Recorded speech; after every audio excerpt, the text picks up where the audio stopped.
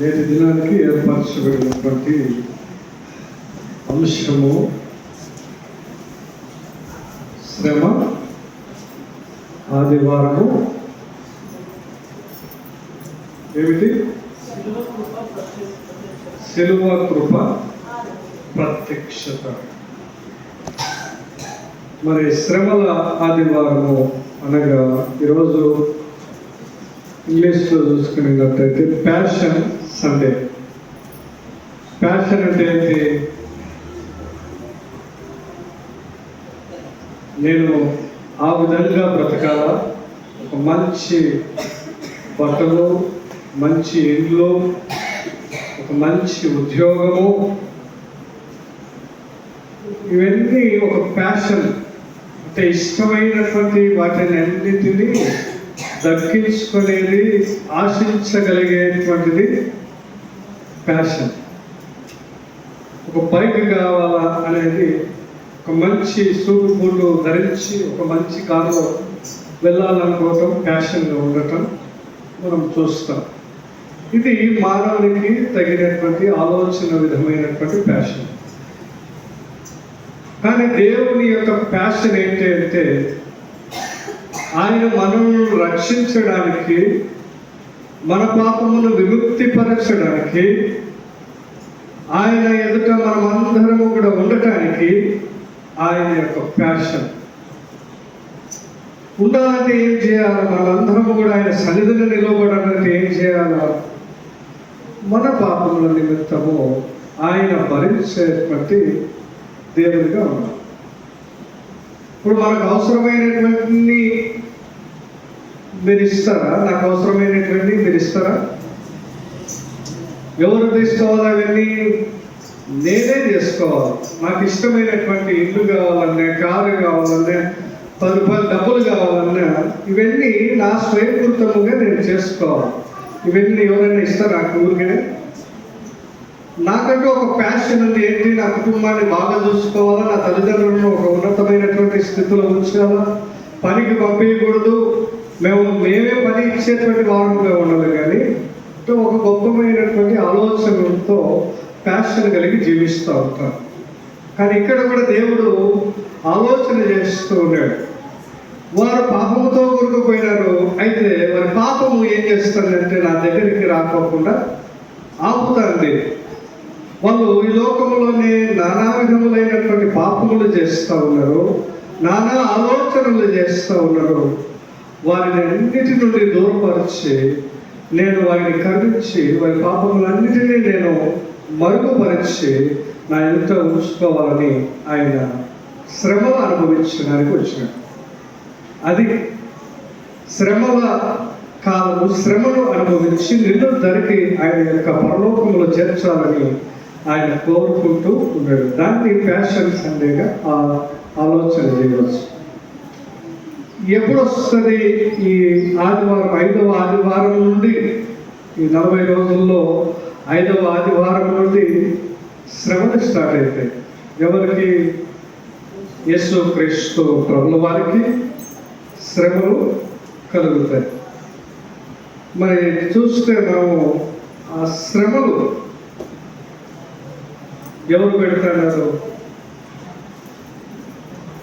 ఆయనను అవమానిస్తూ ఉన్నారు, మరి మాటలతో దూషిస్తూ ఉన్నారు, మరి పిడికిలు గుర్తులతో కొట్టుతూ ఉన్నారు. ఆయన దగ్గర ఉన్నటువంటి శిష్యులే ఆయనకు వ్యతిరేకులుగా మారినారు. మరి ఆయనని ఒక మరణం వరకు తీసుకుపోయినారు. అవునా? మరి ఎలాంటి తప్పు చేయనటువంటి వ్యక్తి మరణించి, మరి ఆ పొయ్యిలో, సిలువలో ప్రాణత్యాగం జరిగించబడినాడు.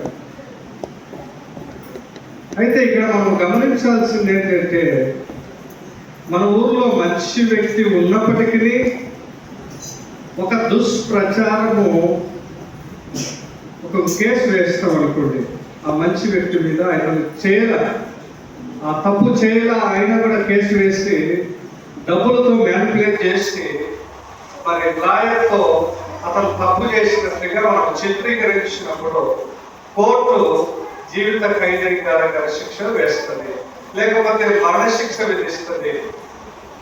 ఇలా విధించినప్పుడు మరి తను మంచివాడని ఎవరు చెప్పాలా? ఎవరు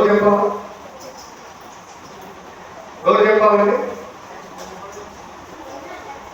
ఎవరు చెప్పలే.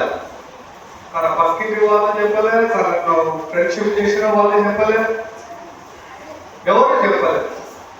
ఇక్కడ కూడా అంటే యేసుక్రీస్తుని గురించి మరి శాస్త్రులు, పరిచయులు, యేసును నమ్మిన వారు, వెంబడించిన వారు అక్కడ తీర్పు సమయంలో ఏమన్నారు? ఎవరు కావాలంటే ఎవరు కోరినారు? పరప కావాలా లేకపోతే యేసు కావాలా అన్నప్పుడు ఎవరిని కోరినా మనం? మరి వాడు ఏమన్నా మంచి వ్యక్తి అంటే మంచి వ్యక్తి కూడా కాదు. ఆయన చేసినటువంటి క్రియలు, దొంగతనాలు, ఎన్నెన్నో పాపములు చేసినాడు. కానీ ఎందుకు క్రీస్తుని కోరడంలో మంచికి స్థానము లేదు, మంచికి రోజులు కావు అనటానికి మనం కూడా మరి ఆ కాలంలో జీవిస్తూ ఉంటున్నాం. యేసు క్రీస్తు ప్రభుల వారు వచ్చినది మరి మన కోసమే. యేసు క్రీస్తు ప్రభుల వారు నా దగ్గర ఉండాలని మన కోసం వస్తే మనం ఏం చేసినాం? గిఫ్ట్ ఏమిచ్చినామా? ఏమిచ్చినాం? మరణం ఇచ్చినాం. మరి ఈనాటి కాలంలో స్నేహితులు నమ్మి మోసపోతూ ఉంటారు, డబ్బులు ఇచ్చి మోసపోతూ ఉంటారు. అయితే మనం అంటాం, నేను నమ్మినా కాబట్టి నేను ఇంత చేసిన, మరి నువ్వు నన్ను ఏం చేసినావు? మోసం చేసినావు. ఇప్పుడు నీ పైన ఉన్నటువంటి నమ్మకము, నేను జీవించిన ఎప్పుడు అవసరమైన నేను సహాయం చేయలేను. ఇక్కడ యేసు క్రీస్తు ప్రభుల వారు నీ కోసము, నీ కుటుంబం కోసము, మీ పాపములన్నిటినీ కడిగివేయడానికి వచ్చినటువంటి ఆయనను మనం ఏం చేస్తారా? నిందించి ఆయనను వ్యతిరేకిస్తూ ఆయన పైననే మరలా మనము అబద్ధ సాక్షులంగా నడుస్తూ ఉన్నాం. ఇది ఎంతవరకు సాధ్యమో మనము గమనించాలి. మరి ఆయన ఏం చేస్తున్నాడంటే, చదవబడినటువంటి మీకా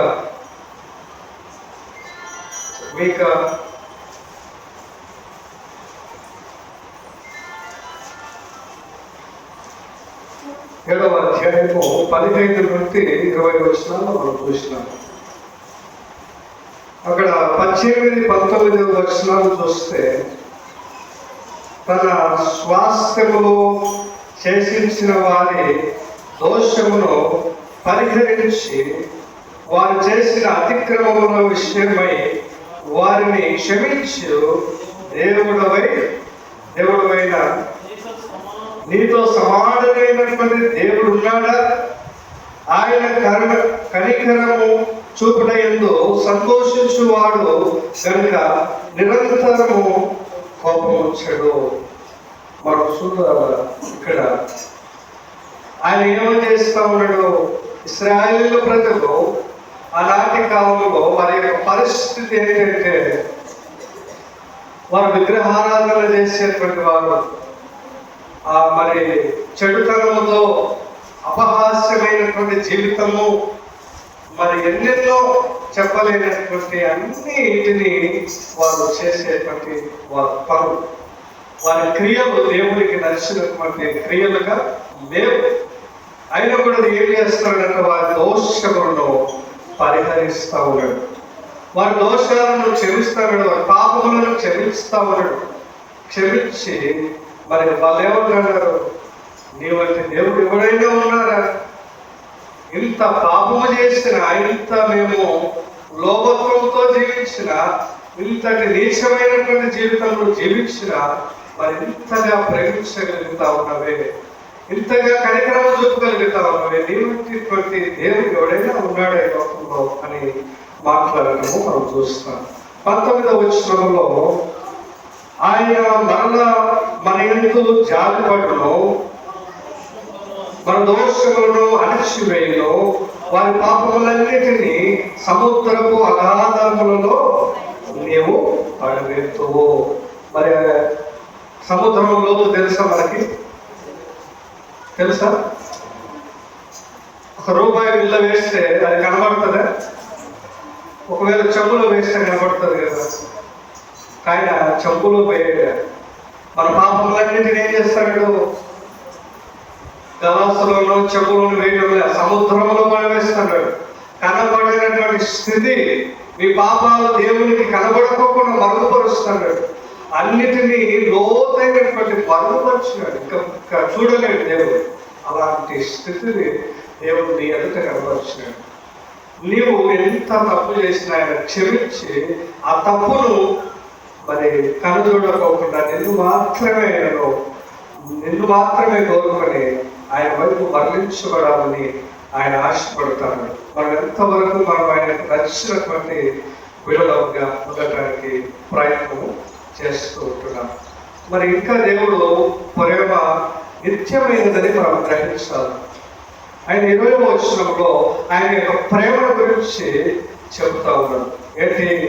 పూర్వ కాలమున నీవు మా పితరులైన అబ్రహాము యాకోబులకు ప్రమాణం చేసిన సత్యమును కనికరమును నీవు అనుగ్రహిస్తావు. మమ్మల్ని బట్టి కాదు ప్రభువాను మమ్మల్ని కరుణించింది. మా పితరులు అబ్రహాము తండ్రి గారు, మా యాకోబు తండ్రి గారు, ఇస్సాకు వారికి ఇచ్చినటువంటి ప్రమాణముల గురించి మమ్మల్ని ఇంకా బ్రతకరిస్తాము. మా పాపములను ఇంకా లెక్క చేయకుండా ఉంటాం. అయితే నీకు మరి ఎంతటి దేవుడు మాకు కనబడుతూ ఉంది అని గ్రహిస్తూ ఉన్నాం. మనం ఇంకా గ్రహిస్తూ ఉన్నామా? గ్రహించలేకపోతున్నామా? దేవుడి యొక్క ప్యాషన్ ఏంటంటే నిన్ను పరలోకంలో ఉంచాలన్నటువంటిదే ఆయన యొక్క ఉద్దేశం. అందునిమిత్తమే భూలోకములో శ్రమలు అనుభవించడానికి మరి నరకమైనప్పటికీ, ఎంతమంది నిందిస్తారని ఆయన ముందుగా తెలిసినప్పటికీ, ప్రాణం సైతం కోల్పోతారని తెలిసినప్పటికీ, బాధలు పడతారని తెలిసినప్పటికీ, దేవుడినే తన యొక్క పిల్లలు తిడతారని, ఉమ్మివేస్తారని, కొడతారని తెలిసినప్పటికీ మన యొక్క అందరినీ రక్షించడానికి ఆయన వచ్చినట్లుగా మనం చూస్తాం. మరి చూస్తే ఉదాహరణగా మనం ఆలోచన చేస్తే, మరి ఒక వ్యక్తి తప్పు చేస్తాడు, కుమారుడు లోకమంతా నిందిస్తుంది, కానీ తన తల్లిదండ్రులు మాత్రము ఏం చేస్తారు? తప్పులు చేసుకోరు. ఆ కుమారుడు నాకు తెలుసు తప్పు చేసినాడో లేదో అని క్షమించగలిగి, ఒకవేళ తప్పు చేసింటే ఆయన కూడా క్షమించగలిగి హక్కులు చేర్చుకుంటారు కుటుంబం. ఇక్కడ యేసుక్రీస్తు ప్రభుల వారు కూడా, తండ్రి అయినటువంటి దేవుడు కూడా మరి తన కుమార్తెగా భావించి మనం చేసినటువంటి తప్పులన్నిటినీ ఏం చేస్తాడు? తెలిసి తెలియక చేసేటాడు. అయినా కూడా వారిని క్షమించగలిగేటువంటి గుణం ఉన్నది. అందుకని యేసుక్రీస్తు ప్రభుల వారు చెప్తాడు, ఏం చెప్తాడు సిలువలో? తండ్రి ఏమి చేస్తున్నారో మీరు ఎదురుగారు కనుక వారిని క్షమించు. ఏమి అంతటి చిన్నపిల్లల వల్ల ఏమైనా తెలియకపోవటానికి, అయినా కూడా దేవుని యొక్క దృష్టిలో మనము మరి చిన్నపిల్ల వాళ్ళని తెలియక చేస్తూ ఉన్నారు అని మనల్ని వెనక వేసుకుని వచ్చేటువంటి గుణాన్ని దేవుడు కలిగిన. అయితే ఇంతటి ప్రేమ కలిగి ఆయన యొక్క ప్రేమే పరాకాష్టానికి చేరిపోయింది. నీ పైన వెలకట్టలేనటువంటి ప్రేమను చూపిస్తున్నాడు. నువ్వు ఎంత చెడ్డగా జీవించినా, ఆయన పైన ప్రేమను చూపించకపోయినా, ఆయన పైన కరుణ చూపించకపోయినా, నీ పైన మాత్రము ఆయన ప్రేమ వెలకట్టలేనటువంటిది.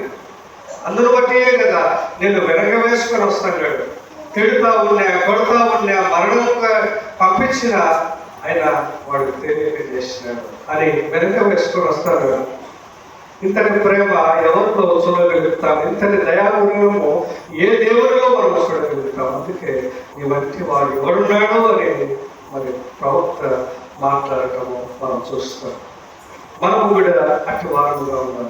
దేవుని పక్షమున నిలవబడేటువంటి దేవుడు చూపించినటువంటి పరాకాష్ఠమైనటువంటి ప్రేమలో మనం కాస్తైనా ఆయనకి ప్రేమ కలిగి జీవించేటువంటి వారముగా ఉన్నారు. మరి రెండవదిగా మనం చూస్తే మరి పేతురు రాసినటువంటి మొదటి పత్రిక 2వ అధ్యాయము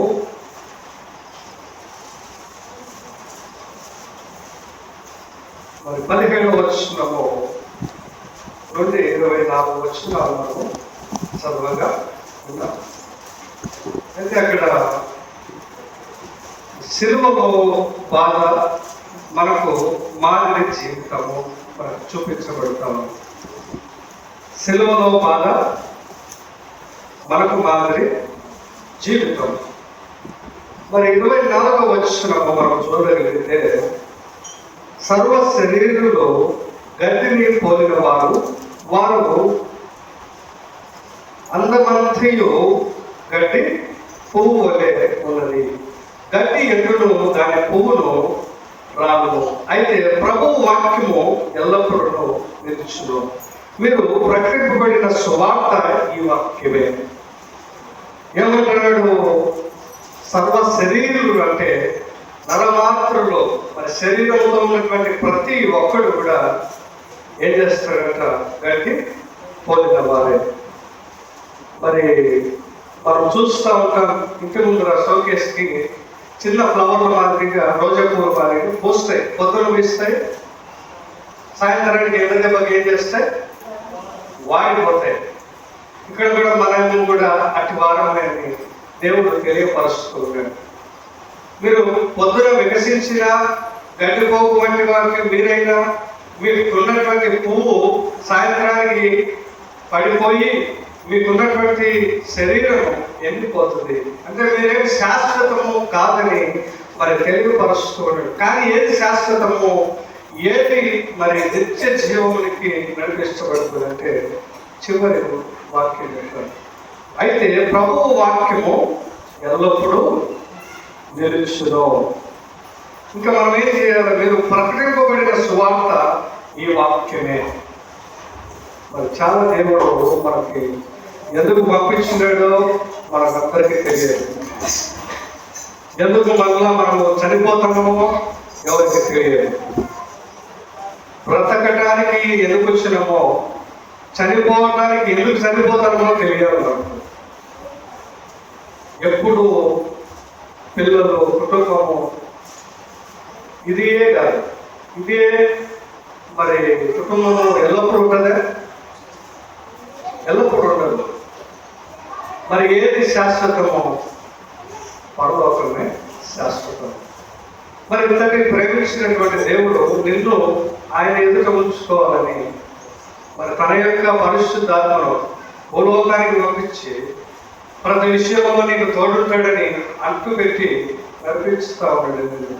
ఇంకా నడవకపోతే మనము వ్యర్థం, మరి గడ్డిపోవులాగా వాడిపోతామని కూడా మనం గ్రహించాలి.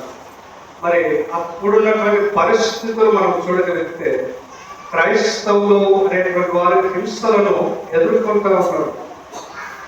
అన్యాయముగా బాధలు పడుతున్నారు. విశ్వాసం కోసం కష్టాలు భరిస్తున్నారు. ఎవడైతే క్రీస్తు సువార్త చెప్తాడో వారిని తీసుకుపోయి జైల్లో వేయడము, వారి కఠిన శ్రమను అనుభవించడము, వారిని హింస పెట్టడము, వారిని దూషించడం, ఇలాంటి ఎన్నో కార్యాలు క్రీస్తు చనిపోయిన అనంతరం జరిగించేటువంటి వారు. కాబట్టి మనము నేర్చుకోవాల్సినటువంటి విషయాలు మనం చూస్తే, యేసు ఎలా బాధపడ్డారో మీరు కూడా అలా నిలబడాలి. వస్తాయి అన్ని సంతోషాలలో, మన కుటుంబంలో అన్ని మేలులు జరిగిపో. మన యేసుక్రీస్తు ఆయనకు శక్తి ఉన్నా, సమస్తాన్ని ఆయనకు లోబరిచే శక్తి ఉన్నా ఏం చేసినాడు? తగ్గింపు స్వభావం కలిగి బాధలు, శ్రమలు అన్నీ అనుభవించగలిగాడు. ఏ మానవుడు అనుభవించలేనటువంటి స్థితిని కూడా ఆయన అనుభవించగలిగాడు. అది ఎవరికి? దేవుడు అనేటువంటి ఆ వ్యక్తికి ఎంతగా ఆయన మనల్ని ప్రేమించి తన స్వరూపంలో, తన పోలికలో ఆయన యొక్క జీవవాయువును మనకు ఊది మనతోనే తీర్చుకొని, మనతోనే కొట్టించుకొని మనకి మందం కాబడిన ఇంతటి పరాకాష్టమైనటువంటి ప్రేమ ఎవరికి? ఏ మానవులో కాదు, ఏ దేవుడిలో చూడలేదు అంతటి ప్రేమ నీ పైన నా పైన. మరి ఇంకా చూస్తే 17వ వచనంలో ఏమని చెప్తారు పేతురు? మరి 17వ వచనంలో ఏం చేయాలి? క్రైస్తవులు అనేటువంటి వారు, క్రీస్తుని వెంబడించేటువంటి వారు ఏం చేయాలంట? పక్షపాతము లేకుండా క్రియలను బట్టి ప్రతి వారిని తీర్పు తీర్చువాడు తండ్రి అని మీరు ఎరుగుతారు. మీరు ఆయనకు ప్రార్థన చేయించున్నారు కనుక మీరు పరదేశులై ఉన్నంత కాలము భయముతో గడుపుడి. ఏం చేయాల? పితృపార్యమైన మీ వ్యర్థ ప్రవర్తనను విడిచిపెట్టగా వెండి బంగారం వంటి క్షయ వస్తువులచే మీరు విమోచింపబడలేదు కానీ అమూల్యమైనటువంటి రక్తముచే, అనగా నిర్దోషమును నిష్కలంకమునకు గొర్రెపిల్ల వంటి క్రీస్తు రక్తముచే విమోచింపబడుతుందని మీరు ఎరుగుదురు కదా. ఏంటి మీరు ఎట్లా మీరు కొనబడినారు? ఎట్లా మీరు కొనబడినారు? బంగారంతో కాదు, వెండితో కాదు, మరి వజ్రములతో మీరు కొనబడలే. దేనితో? నిష్కలంకమైన మరి ఆయన క్రీస్తు రక్తముతో కొనబడినారు. మరి ఇంతటి ప్రేమ, మరి ఆయనకు వెల కొనబడినటువంటి ఆయన హక్కు ఎవరికి ఉంటుంది? మీ మీద దేవుడికి ఉంటుంది. సర్వము ఆయన పరిపాలించగలిగే శక్తి ఉంటుంది. అయినా నేను మరి స్వేచ్ఛగా మీరు జీవించి మరి తెలుసుకొని జీవించమని చెప్తాను. మనం ఏ విధంగా జీవించాలా? ఇతరులను గౌరవించాలి, ఇతరులను ప్రేమతో జీవించాలి, భయభక్తులతో దేవుని యందు జీవించాలి. మనం సమాజంలో ఏం చేస్తాం? ఇవన్నీ విడిచిపెట్టి ద్వేషము, అసూయ, తక్కువ చేసేటువంటి గుణాలు ఇవన్నీ మనం చేస్తాం. దేవుడు ఏం చెప్పాడు? నీ పొరుగు వారిని ప్రేమించమని చెప్పాడు. నీకు కష్టం వచ్చినటువంటి వారిని కూడా ప్రేమించమని చెప్పాడు. నేను హింసించిన వారి గురించి ప్రార్థన చేయమని చెప్తాడు. ఎవరైతే నిన్ను దూషించిన వారి గురించి కూడా ప్రార్థన చేయలేదు. ఇదే కదా మరి దేవుడు చేసినది.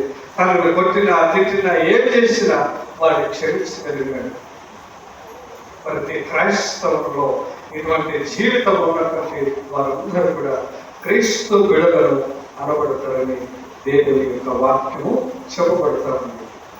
మనము కూడా వెలబెట్టి కొనబడతాం. అది కూడా మరి ఏదో అపవిత్రమైనటువంటి రక్తం చేతనో, అపవిత్రుడైనటువంటి రక్తం గారిస్తే అమూల్యమైనటువంటి ఏ నిష్కలంకమైనటువంటి మరి ఆయన వ్యక్తి రక్తం గార్చి మనం అందరినీ కూడా కొనబడినాడు.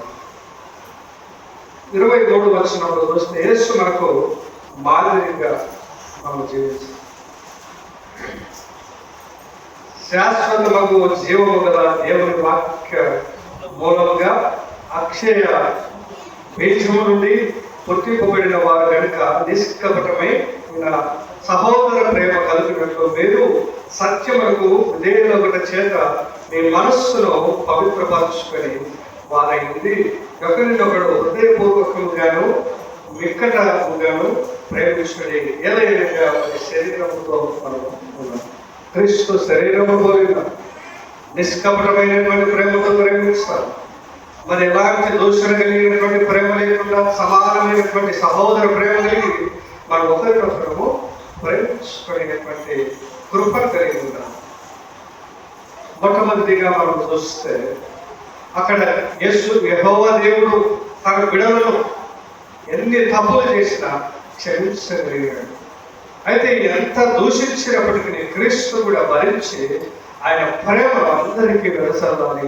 అయితే మీరు నా యొక్క ప్రేమలో ఉన్నటువంటి మీరు సహోదర భావంతో ఎలాంటి భేదాలు లేకుండా నేను జీవించినటువంటి మాదిరికరమైనటువంటి జీవితము మీరు కూడా జీవించాలని ఈ వాక్యం ద్వారా దేవుడు సెలవిస్తూ ఉంటున్నాడు. ఇంకొకటి మనం చూస్తే మార్కు సువార్త 10వ అధ్యాయము 46వ వచనంలో మనం చూస్తే 46 నుండి 52 అక్కడ ప్రాముఖ్యంగా ఒక వ్యక్తి కనబడతాడు. ఆ వ్యక్తి మరి ఎక్కడ యావైపోతా ఉంటే ఎరికో పట్టణంలో ఈ యొక్క సంఘటన జరగటము మనం చూస్తాం. ఆ వ్యక్తి పేరు ఏంటంటే బర్తిమయి. ఆ వ్యక్తికి ఉన్నటువంటి కష్టం ఏంటి అని ఆలోచన చేస్తే అతడు ఒక అంధుడు. మరి ఆయన ఏమి పని చేసేవాడు? ఏ పని చేస్తాడు? భిక్షాటన చేస్తాడు. కళ్ళు లేనటువంటి వ్యక్తి పరిస్థితులు మనం చూస్తాం. ఏమైనా చేయగలుగుతాడా? ఎవరో ఒకరి సహాయంతో ఆయన ముందుకు పోవాలి. మరి ఇక్కడ కూడా మరి భక్తిమయ్యి అనేటువంటి వ్యక్తి అంధుడు. అతడు వినగలుగుతాడే కానీ చూడలేడు. గమనిస్తాం కదా, వినగలుగుతాడు కానీ చూడలేడు. ఇక్కడ యేసుక్రీస్తు గురించి ఆయన ఏం చేసినాడు? చూసినాడా విన్నాడా? చూసినాడా విన్నాడా? విన్నాడు మాత్రమే. అందరూ అక్కడ ఉన్నటువంటి వారందరూ కూడా ఆయన యొక్క చేసినటువంటి అద్భుతాలు చూసినారు. ఎంతో మంది చూసినప్పటికీ విశ్వాసంలో లేదు. మరి ఈయన విన్నాడు మాత్రమే. విని నేను కూడా రక్షణ పొందాలా, నేను కూడా మరి దేవుడిని విశ్వసించి ఆయన వచ్చినప్పుడు ఆయనను ఎదుర్కొని నేను కూడా మరి ఆయన ద్వారా మరి రక్షణ పొందడానికి ఎవరో చెబితే విని ఆయన నమ్మి మరి వారి ఊరి దగ్గరికి వచ్చినప్పుడు ఆయన ఏమని పిలుస్తూ ఉన్నాడు? ఇలా దేనికి ప్రయాణమైనాడు? శ్రమలకు ప్రయాణమై వారి ఊరికి పోతున్నాడు. మరి మరలా ఆదివారం రోజు మనకు కనబడుతున్నాడు క్రీస్తు. మరలా శుక్రవారం ఏమైనాడు? సెలవుకు అప్పగించబడినాడు. ఆ ఊర్లో ఒక పండుగ జరుగుతుంది. ఏ పండుగ? పస్కా పండుగ. 7 రోజులు చేస్తారు ఆ పండుగ.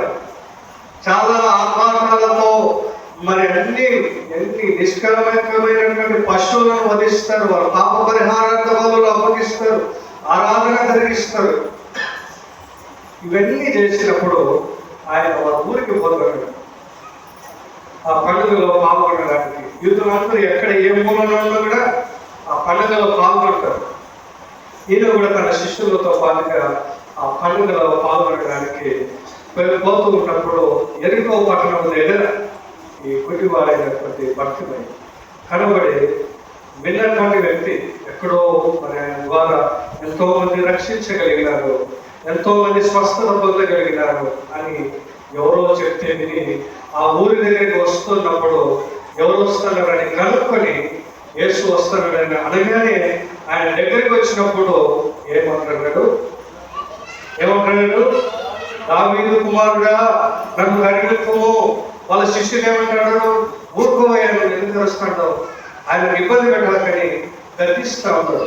అయినా కూడా వాళ్ళు ఇంకా అనేక ఏం చేస్తారు? ఇంకా ఎక్కువగా మరి దావీదు కుమారుడు నన్ను కనిపెట్టుకోము, దావీదు కుమారుడు నన్ను కనిపెట్టుకోమనగా ఆయన మొదటిగానే విన్నాడు. మొదటి అడిగినప్పుడే విన్నాడు. ఇంకా ఎవరికి ఇంకా అక్కడ ఉన్నటువంటి ప్రజలకు తెలుపడానికి ఆయన ఆ విధంగా చేసినట్టుగా మనం చూస్తాం. ఇంకా ఈ యొక్క గుడ్డి వ్యక్తి మరి అంతటి విశ్వాసాన్ని కనబరిచినాడు. ఇంకా మీరు ఎందుకు మీ విశ్వాసము కనబరచలేదని వారికి ప్రత్యక్షంగా చూపిస్తా ఉన్నాడు. అయితే ఏం కావాలయ్యా నీకు?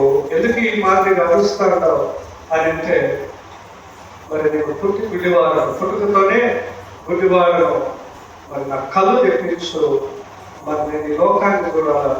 అక్కడ ప్రాముఖ్యంగా చరిత్రకారులు ఏం చెప్తారంటే, ఆయన పుట్టి గుడ్డివాడైనప్పటికీ ఇంకా చూడలేడు అన్నప్పటికీ చివరిసారి అయినా నేను క్రీస్తుని చూడాలి, ఆయనను నేను ఎరగాల, ఆయన నా కోసం వచ్చినట్టు దావీదు కుమారుడు నన్ను రక్షించడానికి వచ్చినట్లయితే చివరి క్షణమైన ఆయన రూపాన్ని చూడాలని ఆయన యొక్క కోరిక బలంగా ఉన్నది.